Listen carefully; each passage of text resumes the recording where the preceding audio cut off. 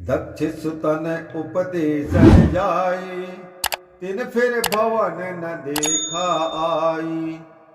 चित्रकेतु कर घर उन घाला, कनक कशिप कर पुनि असहाला।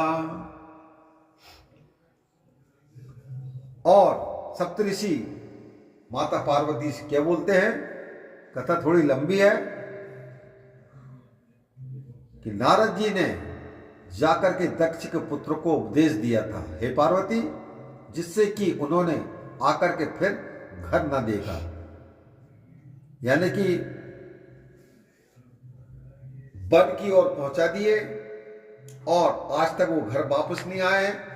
दक्ष प्रजापति ने प्रथम बहुत से पुत्र उत्पन्न करके आज्ञा दी कि सृष्टि उत्पन्न करो। तब वे सृष्टि उत्पन्न करने के लिए तपस्या करने को गए। वहां नारद जी ने उन सबों को ऐसा ज्ञान, ऐसा मंत्र दिया कि वे सब के सब विरक्त हो वन में तप करने गए, फिर घर को वापस नहीं आए। तब दक्ष ने कन्या उत्पन्न करके सृष्टि को बढ़ाया और नारद जी को शाप दिया कि तुम 2 घड़ी से अधिक कहीं पे भी ठहर नहीं सकोगे। बस जब ऐसो को भी नारद जी ने भिखारी कर दिया तो तुम क्या हो। सप्तऋषि नारद जी के बारे में बता रहे हैं कि वो किस प्रकार के मुनि हैं। चित्रकेतु का घर नारद जी ने ही चौपट कर दिया। दूसरी कथा और बताते हैं सप्तऋषि माता पार्वती को कि दूसरी कथा क्या है कि चित्रकेतु का घर नारद जी ने ही चौपट किया है और यही दशा हिरण्याक्ष की भी है। चित्रकेतु के करोड़ रानी थी। यह बहुवाची शब्द है, परंतु पुत्र एक के भी नहीं था। पीछे किसी मुनि के आशीर्वाद से छोटी रानी के एक पुत्र उत्पन्न हुआ। जब वह बालक वर्ष दिन का हुआ तब अन्य रानियों ने उसको विष देकर के मार डाला, कारण कि राजा छोटी रानी को अधिक प्यार करते थे। तब उस मृत पुत्र को गोद में लेकर के राजा विलाप करने लगा। तो इसी अवसर में नारद जी आकर के राजा को ज्ञान देने लगे, परंतु राजा को ज्ञान न हुआ। तब नारद जी ने उस बालक की आत्मा को बुला करके उससे कहा, देखो राजा तुम्हारे शरीर त्यागने से बहुत व्याकुल हैं, इसलिए तुम शरीर में जाओ। तब वह आत्मा नारद जी के योग बल से बोला कि कैसा पुत्र और कौन मेरा पिता। यह झूठा जंजाल है, संसार कर्मानुसार है। सुनो, पहले जन्म में मैं भी राजा था। राज से विरक्त होकर वन में वास करने लगा। एक दिन मैं नगर में गया तो एक स्त्री ने मुझे गोला गोइंका दिया। उसके भीतर चींटी थी। मैंने उसे अग्नि पर रखा, तब अग्नि के संयोग से सब चींटियां मर गई। वही चींटियां यह तुम्हारी स्त्री है।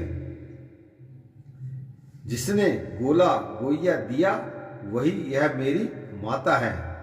मैंने उस पाप से उसके उदर में जन्म लिया है और इन चींटी रूप स्त्रियों ने आकर के अपना बदला लिया है।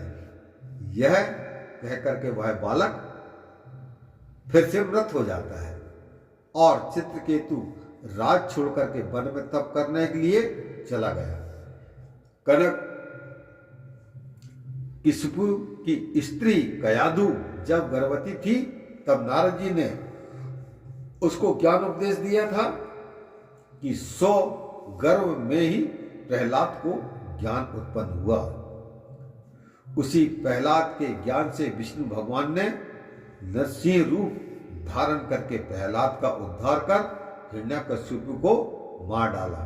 नारद जी के उपदेश से ही दैत्य कुल का नाश हुआ। इस प्रकार से वो सप्तऋषि जो थे वह माता पार्वती जी से ये पूरी कहानियां बता रहे हैं कि नारद सिख जे सुनहि नर नारी, अवसि भवन तजी होहि भिखारी।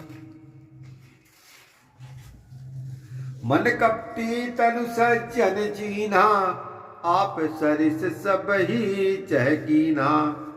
और सप्तऋषि क्या बोलते हैं पार्वती जी से कि हे माता, जो स्त्री पुरुष नारद की शिक्षा सुनते हैं ना, निश्चय घर त्याग करके भिखारी हो जाते हैं।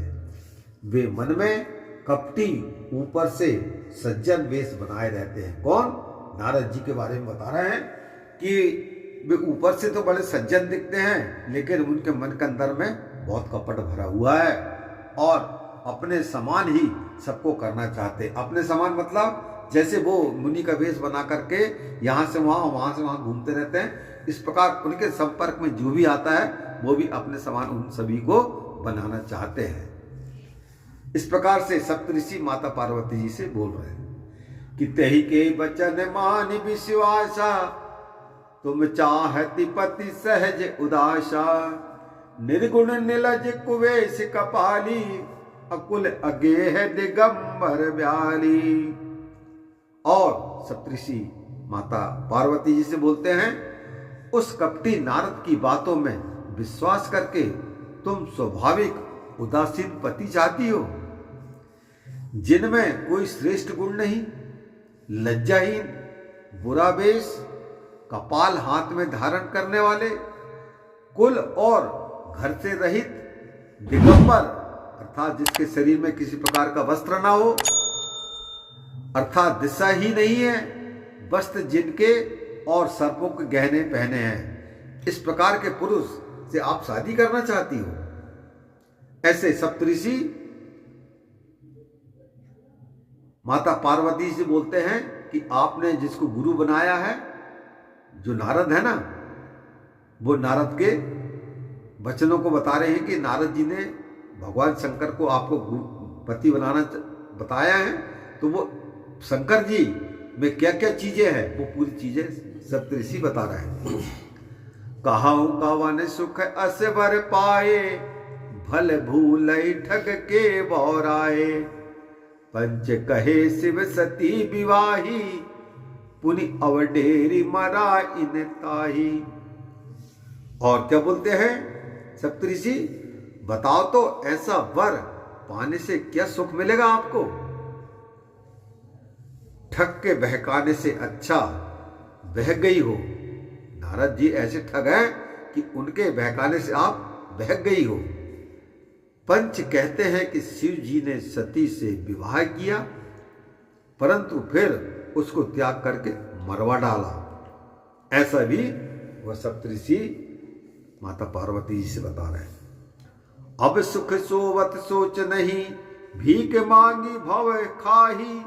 सहज एकाकिन के भवन, कबहु किनारी खटाही। लखन सिया रामचंद्र की जय।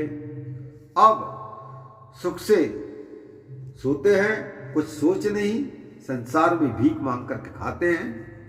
कहीं स्वाभाविक अकेले रहने वालों के घर में स्त्रियां ठहरती हैं, अर्थात नहीं ठहर सकती। इस प्रकार से सप्तऋषि भगवान शंकर के अवगुण या उनमें जो बुराइयां हैं कि एक साधारण पुरुष में जो चीज नहीं है वो उनमें है, तो ये सभी चीजों का बखान करके सप्तऋषि नारद जो है माता पार्वती से बताते हैं। सियावर रामचंद्र की जय।